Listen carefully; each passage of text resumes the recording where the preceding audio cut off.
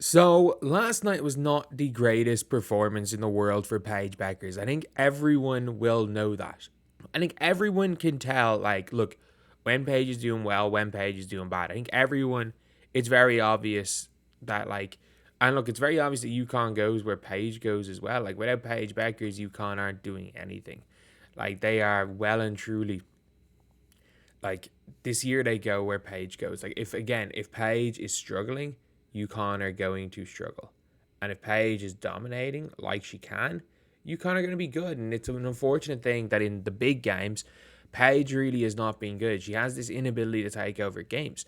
And I mean, it sounds like she just got blamed by Geno Auriemma for losing this game yesterday. So let's take a listen to this. We have some players on our team that are supposed to be our best players, and they got to play better. That's all there is to it. Paige has had trouble getting going, it seems like, in a few of these bigger games now. I mean, just what do you feel like is kind of the block with her in terms of being able to start as hot as she has in Big East play? I don't know. I don't know. I mean, it's a real kind of conundrum, you know. Paige wants the ball in her hands all the time. Then when they trap her, she don't want the ball in her hands. So then we try to get her moving from, you know, one thing to another, moving without the ball, and you know, it's so. So we've got to come to some sort of definitive thing here, how we're going to handle it.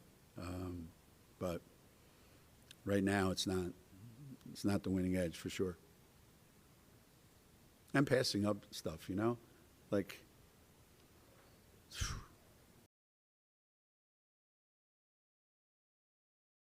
Sorry, this is awful. This is awful.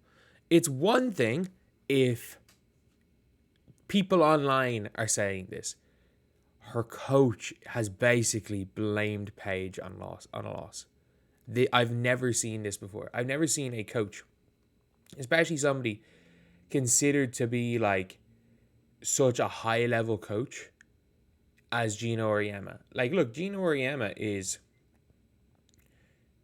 genuinely a like he's considered one of the top coaches in college basketball history, and he's done everything but blame Paige Bueckers for losing this game. Like, he's there like, oh, you know, she wants the ball, and then when she gets double teamed, she wants to give up the ball. Yeah, a good player should do that. It's your job as a coach. It is your job to set up a system. Because, by the way, it is not easy to deal with double teams and traps. It's hard to score if you're being double teamed. Paige Bueckers is a good passer. She had 8 assists.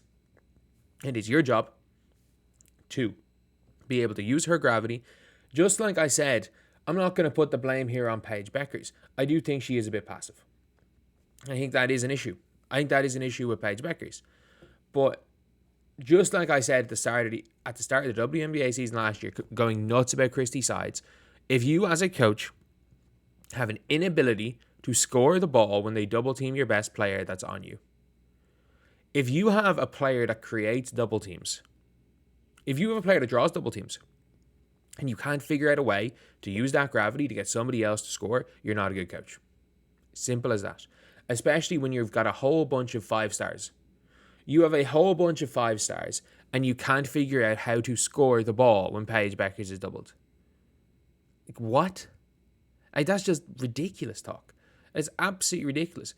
And like, she's like, oh, Paige, she wants the ball. She doesn't want when she's doubled. Nobody wants the ball when they're doubled. You like, how dumb are you to go and say that? You've done everything but blame her for the loss. Because you've as good as blamed her. I want to see some response to the original post. Paige had edge and confidence coming to Yukon. It makes me sad that they didn't help her become the player she could have been. Yeah. Such a bad comment from a coach. She's not. If she's not doing what she should, it seems like it's job to fix it rather than just whining the press. Yeah. Paige does not have a winning edge in his passing up stuff. I agree, but she didn't have that. Like, this Paige Bueckers having the winning edge type stuff. She had a winning edge coming into college. She had a winning edge as a freshman. Why would anyone want to play for him? Her own coach said she doesn't show up in big games. No hate to Paige, but I never decided so to comparison to Caitlin. The reason why the comparison was there to Caitlin is that Paige Bueckers and Caitlin Clark are the same age. Paige is actually a few months older than Caitlin, and when they were growing up, Paige was better. And like that's just a fact. They played on Team USA's together. Paige was winning MVPs, Caitlin was coming off the bench. Obviously, from 2022 onwards, it wasn't even a debate. 2021, it was a debate, but in high school, Paige Bueckers was the better player. Like, look, at Hopkins, what Paige Bueckers was doing was unbelievable. But this is mental from Geno Auriemma. Like, this is the worst. Like, why would anyone want to play for him as a coach? Threw her under the bus. Even if she had a bad game, it's not a crazy thing to say about your player, a top recruit. Yeah. Like, calling shooting a straight if you want, but he just sounds like he's throwing a 23-year-old now under the bus. Yep. Like, for me, that is, I just want to see what the response this is to. Geno Auriemma on Paige. Paige wants the ball in her hands all the time. Then when you got to trap her, she doesn't want the ball in her hands. We got to come up with a definitive thing for how we're going to handle it, not passing stuff up. Like, I'm sorry, it's on you. It's literally on you. Oh, washed up coach. Like, yeah, like that's on Geno. And look, I still think Paige has all the talent in the world, but like there's that switch that the great players have that she doesn't have. And we can be honest with that. She doesn't have that switch. But it's your job to coach the players. It's your job to put your players and your team in the best position to succeed. And Geno Auriemma is not doing that, in my opinion anyway. He's not doing that. And by throwing... Look, I'm sorry. Sarah Strong's brilliant. I see, honestly, Sarah Strong might be the best player. Which is throw your quote-unquote, who has been the almost quote-unquote franchise player. I know it's not a franchise, but like of your college for the last 5 years under the bus. For what? Like a couple of bad games?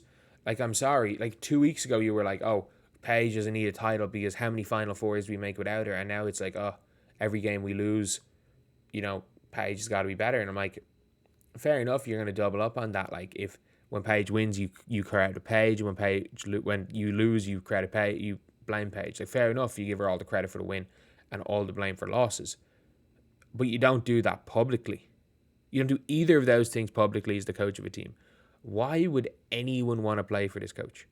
Like, if we want to look at all the top recruits Yukon have had, since Nafisa Collier in 2019, these are the Yukon players like that have come into the WNBA.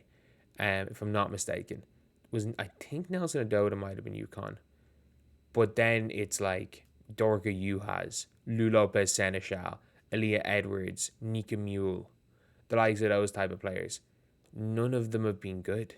And like Crystal Dangerfield came in 2020. Sorry, like I get it. Crystal Dangerfield won Rookie of the Year, but like there hasn't been a good Yukon player since Fee Collier.